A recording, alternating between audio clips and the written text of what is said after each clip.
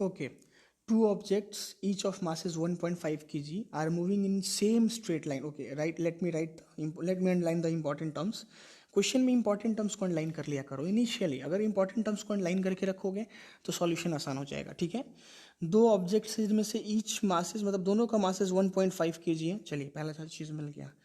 वो straight line में move कर रहा है, ये भी चीज़ ठीक है, क्लियर है. But in opposite direction. देखिए ये बहुत इंपॉर्टेंट चीज़ आपको बताया जा रहा है. But in opposite direction. Okay, so बहुत इंपॉर्टेंट है. अच्छा ठीक है. दोनों की velocities, each object the velocity of each object is what 2.5 metre per second. But opposite बोल रहा है तो एक की वेलोसिटी अगर u1 इनिशियल वेलोसिटी की बात की जा रही है, क्योंकि आफ्टर कॉलिजन क्या होगा बाद में देखेंगे.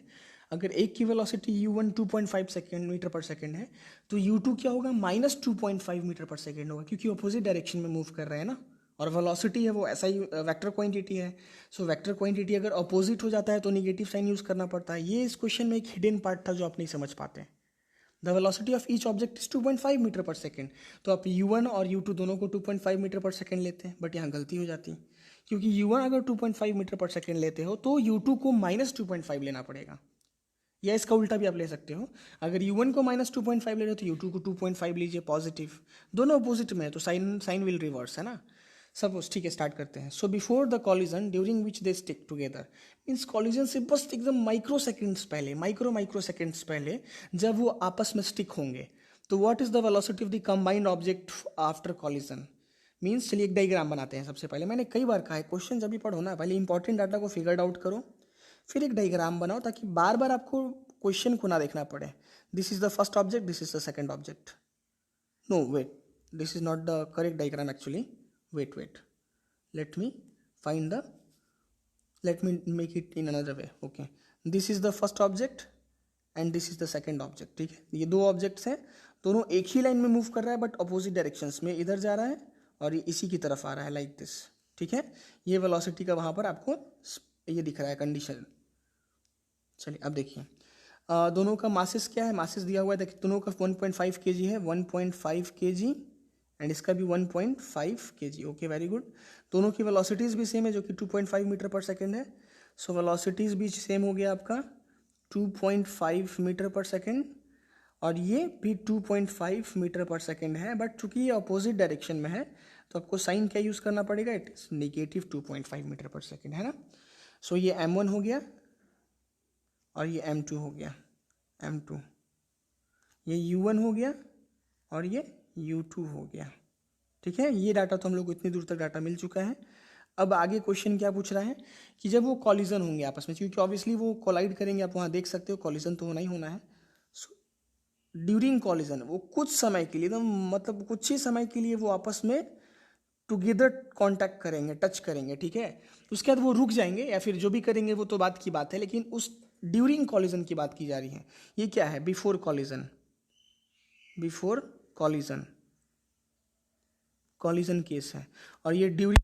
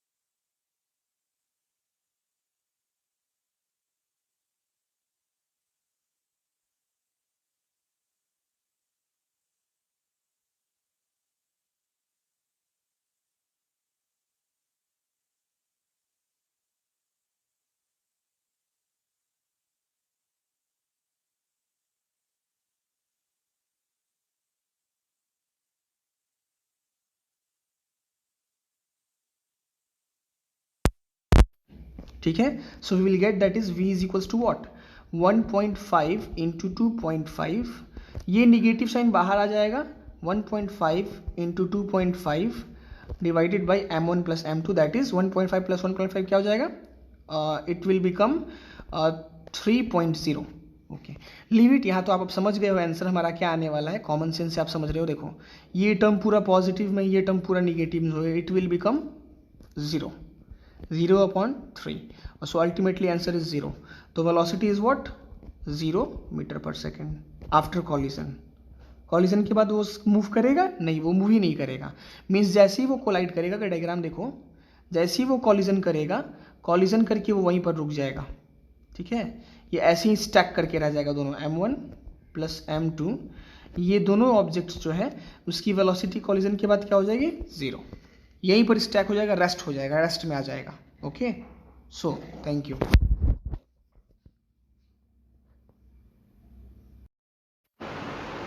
Hello everyone. So let's solve this question. A hockey ball of mass 200 grams. ठीक है. Mass of the hockey ball is what? Mass of the ball is 200 grams. Let me underline this term. So mass क्या है उस ball का 200 grams है, but ये grams में है. मे बी इसको आप SI यूनिट में कन्वर्ट करना पड़ेगा आपको, क्योंकि आप आंसर देख सकते हो सारे SI यूनिट्स में है ना. सो हम इसको कन्वर्ट कर लेंगे बाद में. Travelling eight eight 10 metre per second means इसकी वेलोसिटी क्या है 10 मीटर पर सेकेंड. वो हॉकी बॉल की. ठीक है, it is struck by a hockey stick. Hockey stick से उसको स्ट्रक किया जाता है, हिट किया जाता है. ठीक है, सो दैट वो सेम पाथ पर रिटर्न कर जाएगा. ठीक है, as to return it along its original path with a velocity of, same path पर बैक हो जाएगा with a velocity of what 5 metre per second.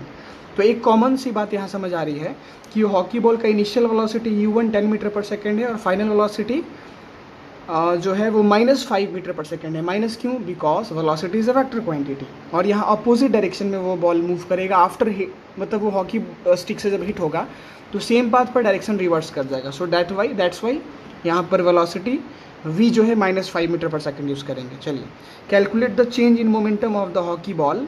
Change in momentum calculate करना है जो वहाँ पर हो रहा है हॉकी बॉल से, जो फोर्स अप्लाई किए आप हॉकी स्टिक से उससे. तो चेंज इन मोमेंटम कैलकुलेट करना है ना. मैंने कई बार क्लासेस में आपको समझाया है चेंज इन मोमेंटम मीन्स क्या होता है. What is the meaning of change in momentum? That is change in momentum is equals to delta P, that is P final minus P initial. Rate of change of momentum नहीं बोला जा रहा है. देखिए, Newton second law अगर आपने पढ़ा है तो rate of change of momentum directly proportional होता है अप्लाइड अनबैलेंस फोर्स के. So rate of change of momentum की बात नहीं की जा रही है यहाँ पर, only change in momentum. So this is the used formula जो हम लोग, दिस इज द फार्मूला जो हम लोग यूज़ करेंगे. तो चेंज इन मोमेंटम कैलकुलेट करना है ना. तो सबसे पहले इनिशियल पी निकाल लेते हैं हम लोग, P initial. So what is the formula for momentum? That is formula क्या हो जाएगा, P is equals to M V. तो P initial equals to M into initial velocity that is U है ना, M U. Okay, so what is the mass? Mass is 200 grams. So let's convert in kg, 200 upon 1000. And what is the initial velocity of the ball? That is, it is moving with the velocity of 10 meter per second, right? So this is the, let's solve it. इसको solve कर लेते हैं ज़रा. यहाँ 2 0, यहाँ 1 0, सी नीचे रुक गया. So 2 kg metre per second is the initial momentum we will get, right. ये आपको इनिशियल मोमेंटम मिल गया 2 kg मीटर पर सेकेंड. चलिए, वेरी गुड. नाउ अब हम लोग को क्या करना है, अब हम लोग को फाइनल मोमेंटम कैलकुलेट करना है. ठीक है, so let's find the final momentum. Okay, so P final is equals to again p is equals to m into V. ठीक है, फाइनल वेलोसिटी v है. So mass is what? Mass is again 200 grams of same ball, क्योंकि ये kg में होना है तो 1000 से डिवाइड दो. And velocity is, what is the final velocity? -5 metre per second. Let's solve again. So this will strike out. 2 5 are 10 and we will get -1. So what is the answer? -1 kg meter per second. This is the final momentum है ना, P final. Okay. According to formula we have, अगर formula के according आप चलते हो तो formula आपको क्या बताता है, चेंज इन मोमेंटम आप कैसे कैलकुलेट करोगे? That is change in momentum is equals to P final minus P initial. Okay. And what is the final momentum? That is it is -1. and what is the initial ये final momentum ये है ना, -1.